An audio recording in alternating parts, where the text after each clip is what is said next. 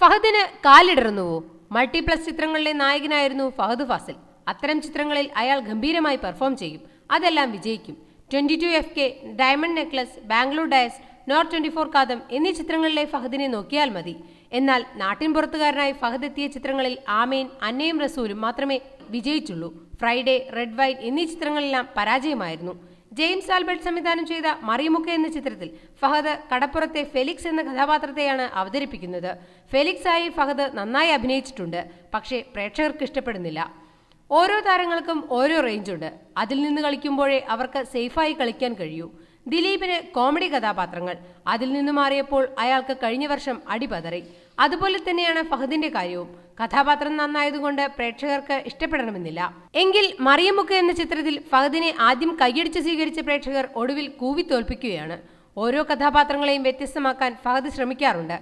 അയാളുടെ തന്നെ വേഷത്തെ അയാൾ അനുകരിക്കേണ്ടി വരാറില്ല. പക്ഷേ അടുത്തിടെയായി പല കഥാപാത്രങ്ങളും ഇങ്ങനെ കോപ്പിയായി പോകുന്നുണ്ടോ എന്നൊരു സംശയം. ആമേൻ എന്ന ചിത്രത്തിൽ കണ്ട ഫഹദിന്റെ കാർബൺ കോപ്പിയാണ് ഇവിടെ കാണുന്നത്. തുടർച്ചയായി ഹിറ്റുകൾ നൽകിക്കൊണ്ടിരുന്ന ഫഹദിന് കഴിഞ്ഞ വർഷം ബാംഗ്ലൂർ ഡയസ് മാത്രമേ ഹിറ്റുണ്ടായിരുന്നുള്ളൂ. അതിന്റെ ക്രെഡിറ്റ് നിവിൻ പോളിക്കും ദുൽഖറിനുമായി പങ്കിടേണ്ടിയും വന്നു. അല്ലാതെയുള്ള മണിരത്നം, ഗോഡ്സ് ഓൺ കൺട്രി എന്നിവയൊക്കെ പരാജയമായിരുന്നു. ഇതിലെല്ലാം കഥാപാത്രങ്ങൾ തമ്മിൽ പല കാര്യങ്ങളിലും സാമ്യം തോന്നിയിരുന്നു. മറിയമുക്കിൽ ജെയിംസ് ആൽബർട്ട് ഫഹദിന്റെ കഥാപാത്രത്തെയാണ് കൂടുതൽ ഫോക്കസ് ചെയ്തത്.